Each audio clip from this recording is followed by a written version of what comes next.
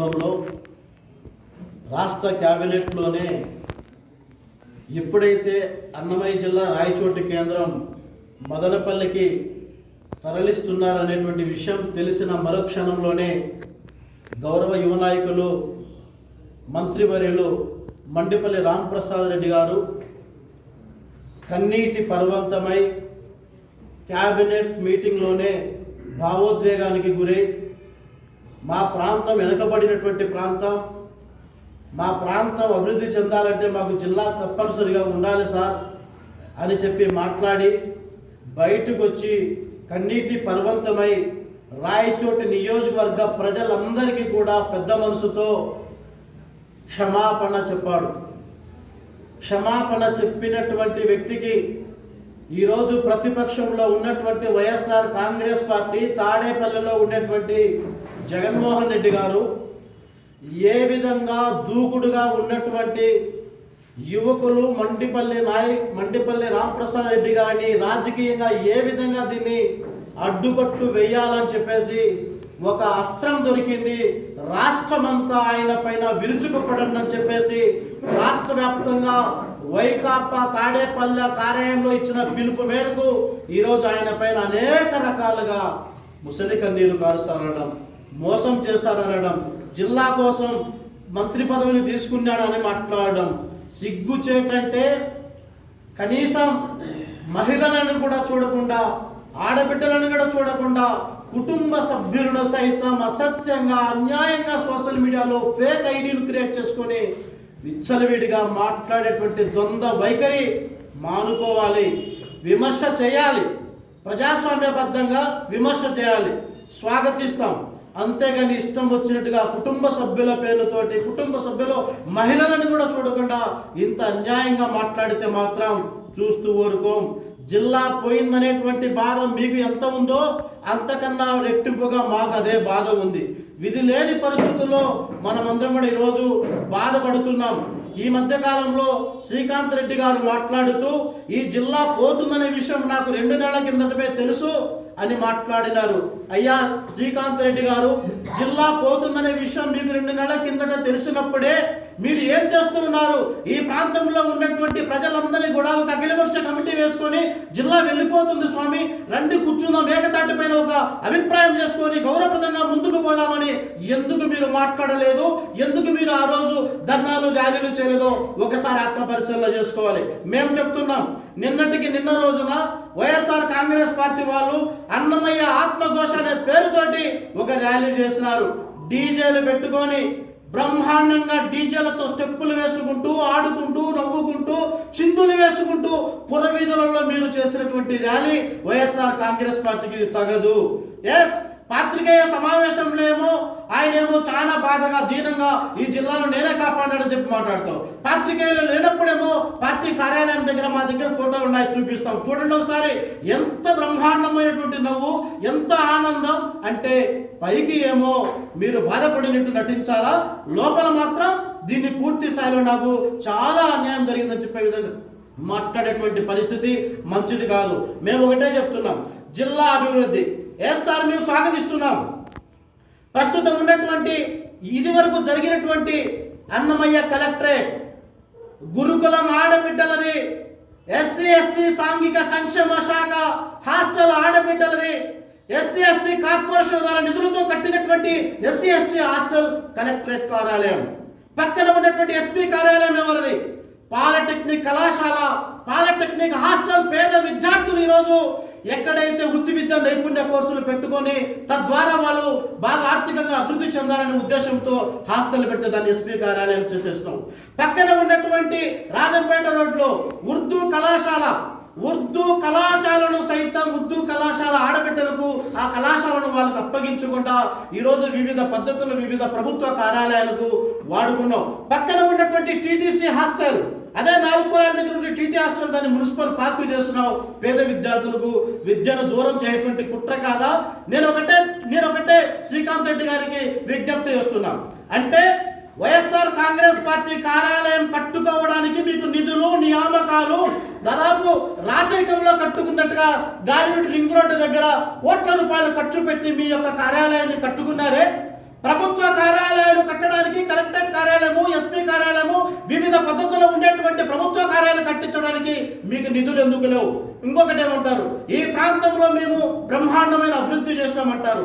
మాట్లాడేటువంటి సందర్భంలో కొన్ని వందల కోట్ల రూపాయలతో అండర్ డ్రైనేజ్ డబ్బులు తీసుకొచ్చి మేము నిధులు తీసుకొచ్చినాం. ఈ ప్రాంతం ఎక్కడే కానీ మురికి వాడ లేకుండా దీన్ని సస్యశ్యామలం చేస్తామనేటువంటి ద గ్రేట్ శ్రీకాంత్ రెడ్డి గారు 2-3 పదుల్లో వర్షం వస్తేనే చిన్న బిడ్డలను రీసెంట్గా 2 నెలల కిందటనే 2-3 నదీ గర్భంలో కలిసిపోయి ప్రాణాలు విడిచినటువంటి పరిస్థితి.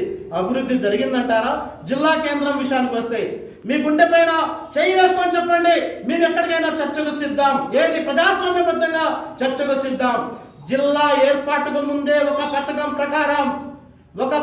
ప్రకారం రాయచోటి సరండంలో ఉండేటువంటి 10-15 కిలోమీటర్ల దూరంలో ఉండేటువంటి ప్రభుత్వ భూములు, ప్రభుత్వ ఆస్తులు, డీకేటీ భూములన్నీ కూడా ఎవరి దారాదత్తంలో ఉన్నాయి, ఎవరి కబంధ హస్తాలలో ఉన్నాయి, ఏ విధంగా అవి రెగ్యులరైజ్ అయినాయి, ఏ విధంగా డీకేటీ భూములు, అసైన్మెంట్ భూములు ఏ విధంగా మీరు రెగ్యులరైజ్ చేశారు, ఏ విధంగా మీరు ఈ విధంగా భూములన్నీ కబ్జాలు చేసి తద్వారా రాజకీయంగా, ఆర్థికంగా ఎదగడానికి కావాల్సినటువంటి కుట్రలో భాగంగానే ఈ రోజు అందరినీ కూడా బలి చేస్తున్నావు.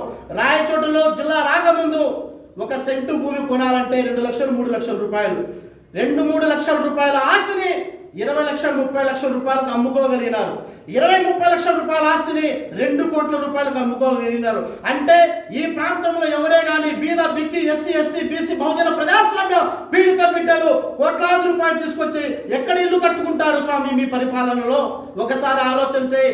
కేవలం తాడేపల్లె క్యాంప్ ఆఫీసులో ఉండేటువంటి జగన్మోహన్ రెడ్డి గారి డైరెక్షన్ లో ప్రియతమ నాయకులు మంటిపల్లి రామప్రసాద్ రెడ్డి గారి పైన రాజకీయంగా, ఆర్థికంగా, మానసికంగా కుంగతీయడానికి మాత్రమే చేసేటువంటి కుటిలమైనటువంటి రాజకీయం తప్ప వేరే ఒక్కటిది కాదు. ఈ జిల్లా పోయిందని చెప్పేసి బాగా కుడుతున్నది ఈమె యావత్ తెలుగుదేశం అంతా కూడా ఆవేదన వ్యక్తం చేస్తున్నాం. ఈ జిల్లా పోయిన వెంటనే రోడ్డుపైకి వచ్చింది మేమే. మొట్టమొదటిగా తెలుగుదేశం పార్టీ కార్యకర్తల నాయకులమే రోడ్డుపైకి వచ్చి మా యొక్క తెలుగుదేశం పార్టీ కార్యకర్తల మనోభావాలతో పాటు రాయచోటి నియోజకవర్గంలో ప్రజలందరినీ కూడా ఆత్మాభిమానం దెబ్బతింటుంది సార్, ఇచ్చిన హామీని నిలబెట్టండి సార్ అని చెప్పి ప్రాధేయపడినాం. మేము ఎక్కడా జిల్లా పోయిందని మేము ఎక్కడే కానీ మీ వేరే పద్ధతుల్లో మాట్లాడాల. మీరు పైకి ఒకటి లోపలికి ఒకటి మాట్లాడి ఈరోజు అందరినీ కూడా రెచ్చగొట్టేటువంటి పద్ధతుల్లో చేస్తున్నారు. ఇది ఏ పార్టీ మంచి సాంప్రదాయం కాదు. ఇంకొక విషయం, ఇదే ప్రాంతంలో రైల్వే కోడుకు సంబంధించిన ప్రజాప్రతినిధుల ఆస్తులు, రాజంపేటకు సంబంధించిన ప్రజాప్రతినిధుల ఆస్తులు, తిరుపతి పార్లమెంట్ ఎక్కడ ఉన్నది, రాజంపేట పార్లమెంట్ మిత్రులంటే ఎక్కడ, వీళ్ళందరి ఆస్తులు కూడా రాయచోటులో ఒక్కొక్కరికి 10-20 ఎకరాల భూములు ఏ విధంగా వచ్చినాయి? ఇది ఒక పథకం ప్రకారం జరిగినటువంటి కుట్ర అవునా కాదా? నేను బహిరంగంగా ఇవన్నీ తెలియజేయడానికి నేను సర్వే నెంబర్లతో సహా మరొకసారి నేను తెలియజేయడానికి సిద్ధంగా ఉన్నా. ఇవి ఏమి మాట్లాడకుండా ప్రజలు బాధపడుతున్నారు, వాళ్ళ ఆత్మాభిమానం దెబ్బతింది, మనోభావాలు దెబ్బతిన్నాయి. 100% మేము స్వాగతిస్తున్నాం. మేము అదే స్థాయిలో బాధపడుతున్నాం, మా నాయకుడు అదే స్థాయిలో బాధపడుతున్నాడు. అంతేగాని సోషల్ మీడియాలో ఇష్టానుసారంగా రెచ్చగొట్టి రకరకాల పద్ధతుల్లో రెచ్చగొట్టి మాట్లాడించి ఈరోజు మహిళలను కించపరిచే విధంగా మాట్లాడితే మాత్రం చూస్తూ ఊరుకోం. ఏదైనా ప్రజాస్వామ్యబద్ధంగా మనం నిరసనలు తెలియజేయాలి. ఇంకొక విషయం దరిద్రం ఏంటంటే సేవ్ డెమోక్రసీ అని పదం మాట్లాడతారు. రీసెంట్గా మాట్లాడినటువంటి డెమోక్రసీ వైఎస్ఆర్ కాంగ్రెస్ లాంటి ప్రాంతాలలో అనేక పద్ధతుల్లో మామిడి తోటలలో లిక్కర్లు వేసి, స్పిరిట్లు వేసి తద్వారా రక్త మాంసాలు తాగి ఈరోజు అనేక మంది, లక్షల మంది మహిళల, ఆడబిడ్డల తాలిబొట్టులను చంపినటువంటి నీచమైన చరిత్ర మీది. ఇప్పుడు మీరు ఎక్కడ తలకాయ పెట్టుకుంటారు? ప్రతి ఏటా, ప్రతి సంవత్సరం డిఎస్సి నోటిఫికేషన్, జాబ్ క్యాలెండర్ల ద్వారా ఇచ్చి ఈ రాష్ట్రంలో నిరుద్యోగం విలయతాండం చేస్తున్నది. నిరుద్యోగమే లేకుండా ఈ రాష్ట్రంలో ఉద్యోగ అవకాశాలు కల్పిస్తామన్నావు, కల్పించినావా? డిఎస్సి కనీసం ఒక ఏటా ఇచ్చావా? మద్యపానం నిషేధం చేశావా? సిపిఎస్ రద్దు చేశావా? మహిళల పైన అనేక రకాల భౌతిక దాడులు జరుగుతుంటే అనేక రకాల చట్టాలు తీసుకొచ్చినావు. ఒక చట్టం ద్వారా అయినా ఒక్కరికైనా శిక్ష విధించావా? ఇది మీ నీచమైనటువంటి చరిత్ర. అంటే వైఎస్ఆర్ కాంగ్రెస్ పార్టీ శ్మశానాల పైన, శవాల కుంపటిలో పుట్టినటువంటి తద్వారా గర్భంలో వచ్చినటువంటి పార్టీ వైఎస్ఆర్ కాంగ్రెస్ పార్టీ. అనునిత్యం అన్యాయాలు, అక్రమాలు, మానభంగాలు, మడ్డలు, దొంగతనాలు, దోపిడీలతో పెట్టేకపోయినటువంటి వైఎస్ఆర్ కాంగ్రెస్ పార్టీ స్వయాన తల్లిపైన కేసు పెట్టావు మిస్టర్ జగన్ సార్. మీ చెల్లిని ఇబ్బంది పెడుతున్నావు. స్వయాన వివేకానంద రెడ్డిని చంపివేస్తే గతంలో 5 సంవత్సరాల ముఖ్యమంత్రిగా మీరు ఉంటే ఇప్పటి వరకు పాపం ఆయనకు దిక్కు లేదు, ముక్కు లేదు. ఒక ఆడబిడ్డ ఈరోజు ఢిల్లీ పురవీధుల్లో మాకు న్యాయం చేయండి మహాప్రభు అని చెప్పి మీ సొంత చెల్లెలు పాపం నరక యాదన కొట్టిమిట్టాడుతున్నది. దీనికి ఏం సమాధానం చెప్తారు? ఆలోచన చేయి. ఇకపోతే సుండుపల్లి, వీరపల్లి 2 మండలాలు 2004 సార్వత్రిక ఎన్నికల్లో రాయచోటి నియోజకవర్గంలో ఉన్నాయి. 2009కు వచ్చేసరికి సుండుపల్లి, వీరపల్లి మండలాలు రాజపేట నియోజకవర్గానికి ఘాటు కాపకపోవడానికి చేసినటువంటి పాపాత్ముడు ఎవరు అంటే, ఆ రోజేమో మీ రాజకీయ కుట్ర ప్రయోజనాల కోసం మమ్మల్ని చీల్చి చెండాడి పక్కకు పంపించినారు. ఈరోజు ఒక ప్రాంతం ఏదో ఇబ్బంది జరిగితే మాత్రం ఈయన మోసగాడు, ఈయన దగాకోరు అంటారు. మరి 2009లో స్వర్గీయ డాక్టర్ వైఎస్ రాజశేఖర రెడ్డి గారు మొత్తం ఈ యొక్క 2 మండలాల బిడ్డలకు కడుపు కొట్టినటువంటి మాట వాస్తవం కాదా? ఎవడయా చెయ్యమన్నారు? 2019 తర్వాత ఎవడు ఇవన్నీ కూడా రకరకాల పద్ధతుల్లో మనోభావాలు దృష్టిలో పెట్టుకోకుండా రాష్ట్రం అంతా గజిబిజి చేసి 3 రాజధానులు అన్నావు, ఒక రాజధాని లేకుండా చేసుకున్నావు. రకరకాల పద్ధతుల్లో మీకు ఎక్కడ బుద్ధి పెడితే అక్కడ జిల్లా హెడ్ క్వార్టర్లు పెట్టుకొని మీ యొక్క రాజకీయాల కోసం, మీ యొక్క రియల్ ఎస్టేట్ వ్యాపారాల కోసం ప్రభుత్వ ధనాన్ని లూటీ చేయడానికి చేసినటువంటి కుట్ర ఫలితంగా ఈరోజు అందరం కూడా అవమానాలతో తలదించుకోవాల్సిన పరిస్థితి తీసుకొచ్చింది. మీరు కాదా జగన్మోహన్ రెడ్డి గారు? ఆలోచన చేయి, పద్ధతిగా ఆలోచన చేయి. ఇప్పటికైనా చెబుతున్నాం, ఈ ప్రాంతంలో ఉండేటువంటి అనేక మంది అల్లరి మూకలకు మేము ఒకటే హెచ్చరిస్తున్నాం. ప్రజాస్వామ్యబద్ధంగా మీ విమర్శ ఉండాలి. ప్రజాస్వామ్యబద్ధంగా విమర్శ లేకుండా ఇష్టానుసారంగా ఫేక్ ఐడీలు పెట్టుకొని మహిళలను కూడా కించపరిచే విధంగా మాట్లాడితే మేము ఉపేక్షించాం. ఏ పరిస్థితుల్లో మేము ఉపేక్షించమని చెప్పేసి ఈ సందర్భంగా నేను విజ్ఞప్తి చేస్తున్నా. అయ్యా శ్రీకాంత్ రెడ్డి గారు, దయచేసి అల్లర్లకు పెట్టడానికి మీరు అవకాశం ఇవ్వద్దండి. చాలా సున్నితమైనటువంటి అంశం, జిల్లా ప్రాంతం, చాలా సెంటిమెంట్లతో కూడుకున్నటువంటి పరిస్థితుల్లో ప్రజలు ఇబ్బందులు పడుతున్నారు. దయచేసి సెంటిమెంటల్గా రాజకీయం చేసి తద్వారా గొడవలు క్రియేట్ చేసి రాజకీయం చేసి కుంపటిలో చలికాల్చుకోవాలనుకుంటే మాత్రం రాబోయే సార్వత్రిక ఎన్నికల్లో తప్పకుండా మీకే గుణపాఠం ప్రజలు చెప్తారు. మీ పార్టీ వాళ్ళే ఎంతో మంది చెప్తున్నారు ఈ పార్టీకి ఇదంతా జరుగుతున్న కుట్ర రాజకీయం అని. ఒకసారి ఆలోచన చేయి. ఇలాంటి రాజకీయాలకు స్వస్తి పలుకు. ఈ ప్రాంతంలో 4 సార్లు నిన్ను శాసనసభ్యునిగా గెలిపించి ప్రాంతం నీకు సహాయం చేసినటువంటి గడ్డ, ఈ గడ్డను మీరు గొడవలు క్రియేట్ చేసి ఏదో చేసి ఎక్కడ గొడవ జరిగినా రాంప్రసాద్ గారు చేశారు, ఎక్కడ ఎవరిని కుట్టినా ఆడ చేశారు. సిగ్గుండాల మాట్లాడడానికి కొంచెమైనా. నిజంగా నువ్వు 2009లో 2008-9లో యూత్ కాంగ్రెస్ జిల్లా అధ్యక్షుడిగా ఉన్నప్పుడు మండిపల్లి రాంప్రసాద్ రెడ్డి అనేది ఒక బ్రాండ్. మీరు యూత్ కాంగ్రెస్ జిల్లా అధ్యక్షుడిగా ఉన్నప్పుడే ఒక లీడర్. మీరు ఎక్కడో అమెరికాలో ఉన్నప్పుడు కాదు. ఈ ప్రాంత ప్రయోజనాల కోసం, ఈ ప్రాంత ప్రజల కోసం చివరి రక్తపు బొట్టు వరకు కూడా మండిపల్లె కుటుంబం రాయచోటి ప్రాంత ప్రజలకు అండా దండగా నిలబడినటువంటి ప్రాంతం. 4 సార్లు ఎమ్మెల్యేగా ఉన్నావు. జరికోల ప్రాజెక్టు నుండి ఈ ప్రాంత ప్రజలకు ఏమైనా సాగునీటి కాలువలు తీసుకొచ్చినావా? కనీసం తాగడానికి నీళ్ళు ఇచ్చినావా? శ్రీనివాసపురం రిజర్వాయర్ దగ్గర నుండి సాగునీటి కాదు కదా, త్రాగునీటి కూడా ఇప్పటి వరకు మీరు, ఆ వరద బాధితులు కూడా ఇప్పటి వరకు మీరు రూపాయి కూడా డబ్బు చెల్లించలేనటువంటి దౌర్భాగ్య స్థితిలో ఉన్నారు. ఆలోచన చేయి. రాజ్యాంగబద్ధంగా రాజకీయం చేయాలి తప్ప రాజకీయాలతో అల్లర్లతో ఈ రాగ విద్వేషాలను రెచ్చగొట్టి సున్నితమైన అంశాన్ని భావోద్వేగాలకు తీసుకుపోతే మాత్రం చూస్తూ ఊరుకోమని చెప్పేసి ప్రజలారా ఆలోచన చేయండి. అందరం బాధపడుతున్నాం. ఈడ టీడీపీ ఇంకో పార్టీని కాదు, అందరం బాధపడుతున్నాం. మన ప్రాంతం జిల్లా కేంద్రంలో పోయేదని బాధపడుతున్నాం.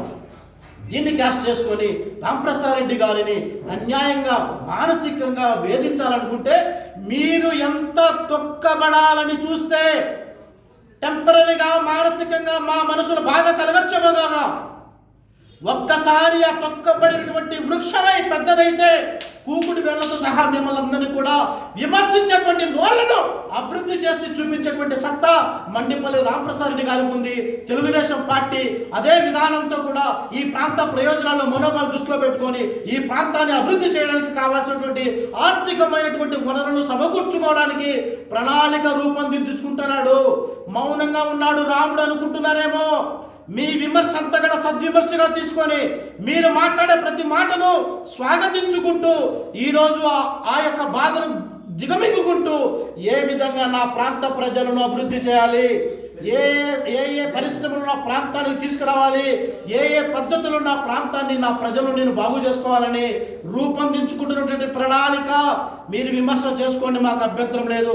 ఇప్పటికైనా స్వార్థపూరిత రాజకీయ ప్రయోజనాల కోసం ఇష్టానుసారంగా మాట్లాడదని చెప్పేసి ఈ సందర్భంగా మీ అందరికీ కూడా విజ్ఞప్తి చేస్తున్నాం.